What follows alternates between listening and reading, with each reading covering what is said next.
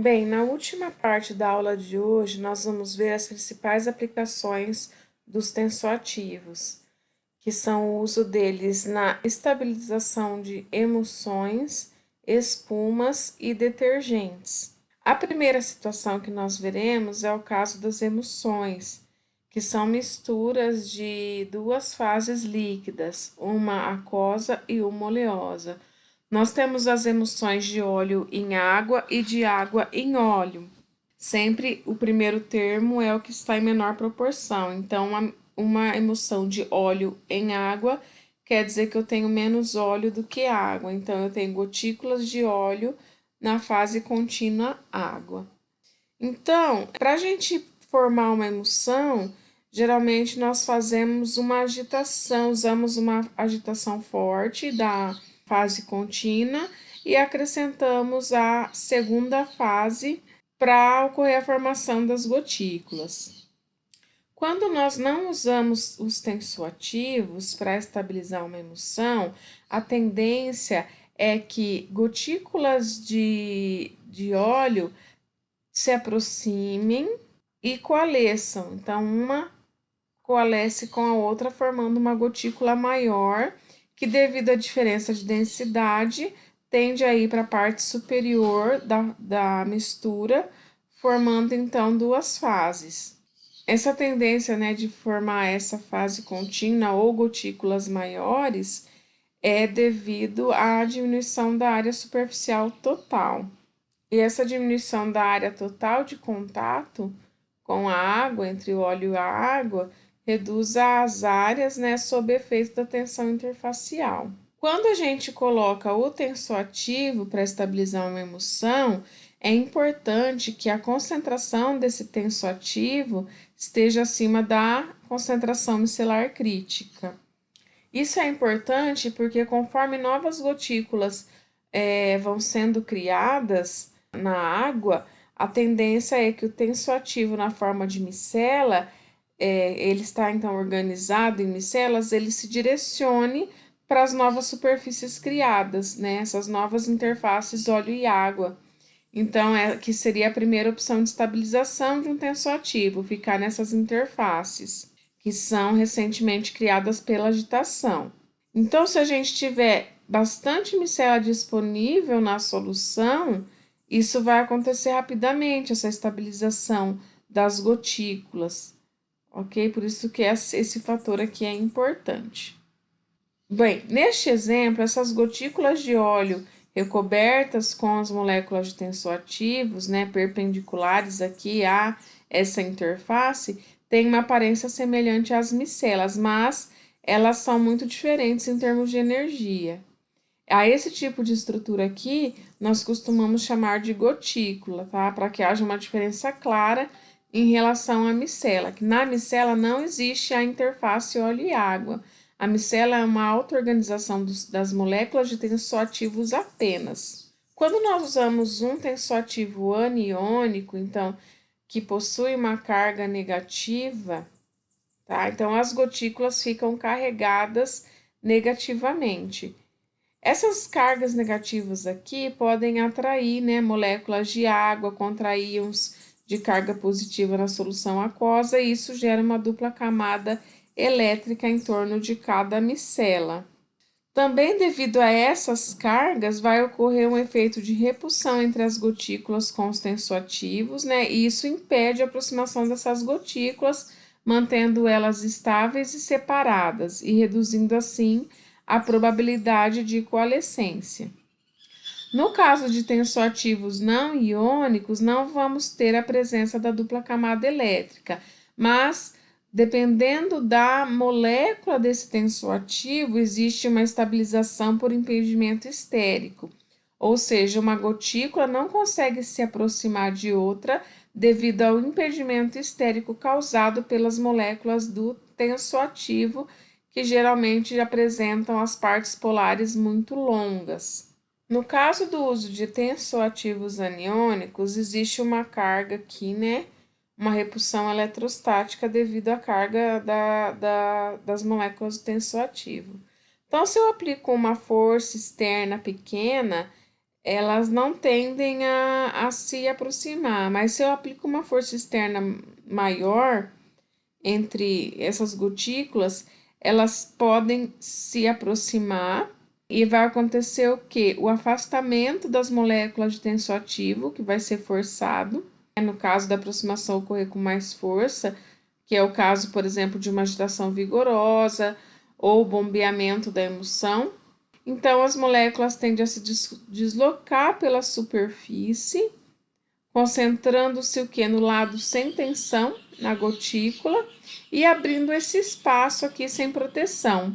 Esse espaço, então, sem proteção, pode permitir a coalescência entre duas gotículas, o que pode desestabilizar a emoção. Esse efeito ocorre porque, devido à mobilidade do tensoativo na superfície da gotícula de óleo e devido a existirem esses espaços entre os tensoativos no recobrimento da superfície da gotícula. Então, a estabilidade das emoções pode ser melhorada se esses dois fatores aqui forem corrigidos. E como que isso é feito, né? Em relação à mobilidade do tensoativo, a gente pode usar tensoativos com estrutura carbônica ramificada na sua parte apolar. Isso faz o quê? Com que essa estrutura carbônica ramificada serviria como raízes dentro da parte oleosa. Então, como ela vai estar enraizada dentro dessa parte apolar, é mais difícil se mover a molécula do tensoativo. Então, seria mais difícil arrastar, né, as moléculas pela superfície, já que elas estão ancoradas na fase oleosa. Em relação à área livre entre as moléculas de tensoativos, para a gente diminuir essa área entre essas moléculas, é possível adicionar um tensoativo não iônico.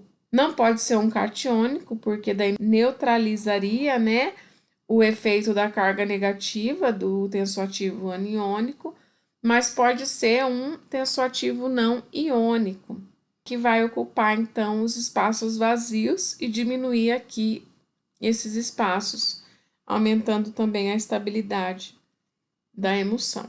Bem, a outra aplicação dos tensoativos é na detergência, né? Como que funciona o efeito de detergência?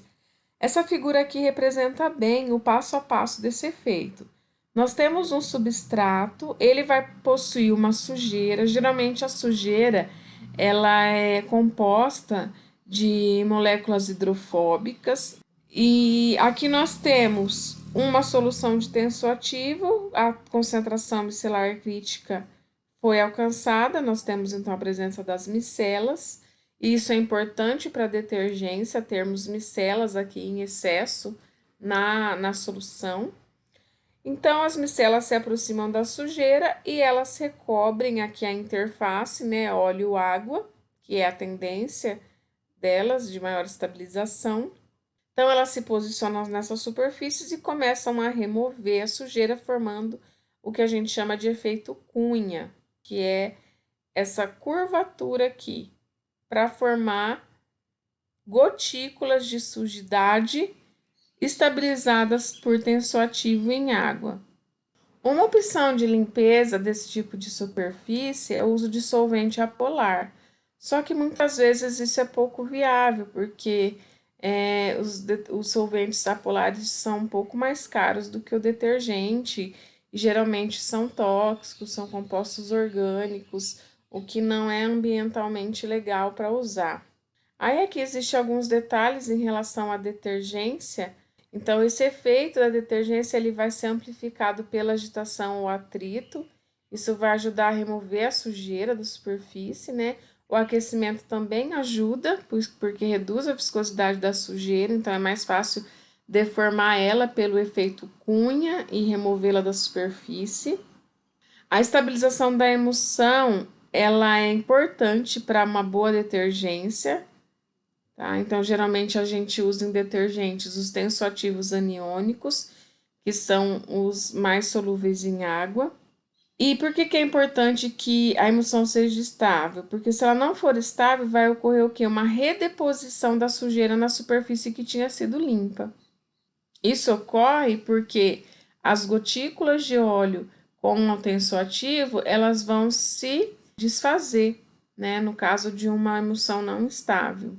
Então, o tensoativo usado ou a mistura de tensoativos tem que ter um efeito de estabilizar a superfície que foi limpa e também a gotícula de sujeira. Isso é importante porque se o tensoativo ele também estabilizar a superfície limpa, quando ocorrer gotículas de sujeira chegarem próximas à superfície novamente, elas não vão conseguir se aproximar, vão ser repelidas, porque eu vou ter moléculas de tensoativo na superfície e também na gotícula que está se aproximando. Esse efeito da detergência é um efeito que a gente observa quando a gente toma banho, quando a gente lava o cabelo, na limpeza, né? Quando a gente lava a louça. Então, por exemplo, quando a gente realiza a lavagem de tecidos ou de cabelos, né, usando tensoativo, toda a sujeira ela é removida. Mas também são removidos todos os tipos de gordura, de ceras que propiciam a lubrificação dos fios ou das fibras, né, e melhoram o brilho e caimento dos cabelos. Então, normalmente procede-se um amaciamento das fibras têxteis ou o condicionamento do cabelo. E o que acontece com isso? Então, nós utilizamos uma solução de um tensoativo catiônico. Então, disse que toda a carga negativa propiciada pelo tensoativo aniônico do shampoo, ela é neutralizada pelo tensoativo catiônico do condicionador e pelo tensoativo catiônico do condicionador ser pouco solúvel em água, ele adere bem na superfície sólida e é pouco retirado pelo enxágue. Então, ele permanece mais no fio. E devido à carga positiva verdadeira desses tensoativos catiônicos, o fio onde ele se deposita passa a ter uma carga eletrostática provocando a repulsão entre elas. E essa repulsão que é responsável pelo aumento do volume do tecido ou pelo efeito desembaraçante no fio de cabelo. Então, existe essa separação maior dos fios devido a eles estarem carregados aí positivamente. Outro efeito é o da estabilização de espumas. Então, o que acontece? Alguns processos, né, industriais, a formação de espuma ela é indesejável, né, porque reduz a capacidade dos equipamentos usados num processo, por exemplo. Então, se a gente pensar, né, na fermentação de um caldo de cana, forma-se muita espuma. Se a gente pensar quando a gente homogeneiza por agitação vigorosa uma tinta à base d'água, forma-se muita espuma. Isso acaba atrapalhando, né, os fenômenos de transporte de massa, transporte de calor. Então, é muito interessante que às vezes essa espuma seja reduzida. Por outro lado, em produtos, né, como shampoo, produtos detergentes, a espuma tem uma função, que é a de impedir que o tensoativo seja levado embora rapidamente, e ela também ajuda a arrastar as partículas de sujeira sólidas, mantendo essas partículas suspensas até a hora do enxágue. Então, e também existe uma crença popular, né? Muitas pessoas acreditam assim, que quando um produto ele produz muita espuma, ele parece ser mais eficiente. Então, é importante a estabilização dessa espuma. E ela ocorre por um processo que é semelhante ao da estabilização de emoções, que seria, então, pela migração do tensoativo das micelas para novas superfícies criadas. E como que isso acontece? Então, nós temos aqui uma representação da formação de uma espuma usando um tensoativo aniônico. Então, nós temos as micelas formadas na solução e a espuma geralmente é formada por agitação mecânica vigorosa. Então, a gente força a entrada do ar dentro do solvente, dentro da solução. Na hora que esse ar tende a ser forçado para dentro, uma das micelas já se desestrutura e estabiliza essa nossa nova superfície que está sendo criada, formando então o que? Uma bolha de ar estabilizada por tensoativo. Ocorre também o que? A formação aqui de uma superfície que ficou sem tensoativo, uma nova micela vem e recobre essa superfície que ficou desprotegida. Então, nós temos essa situação aqui. Como o ar ele é menos denso, né, que o líquido, ele tende o quê? A ir para cima, a flutuar, né? Então, quando ele é forçado para cima devido à diferença de densidade, começa a formar, né, uma bicamada aqui de tensoativos. Então, a gente vê a formação das bolhas, né? E a espuma é formada desse jeito. Os melhores tensoativos para a formação de espuma, bastante espuma e espuma estável, são os tensoativos aniônicos, em especial os sulfatados, tá? Que é o caso do lauril sulfato de sódio, que é representado aqui. Quando a gente coloca esse tensoativo, então a gente tem aqui uma figura representando a molécula desse tensoativo em uma bolha de espuma. Então, isso aqui seria a parede da bolha, a espessura da parede da bolha. Então, o tensoativo, né, ele fica com a parte polar dentro aqui da camada líquida e ele reduz a velocidade de escorrimento da água. Quando essa água ela escorre aqui por essa parede, escorre aqui por esse canal, essa parede aqui começa a afinar até que a bolha estoure.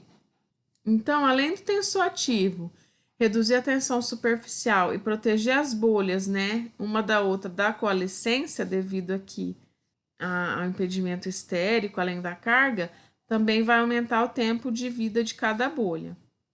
No entanto, esse efeito da redução da velocidade de escorrimento da água pode ser intensificado se a gente usar um grupo polar maior ainda.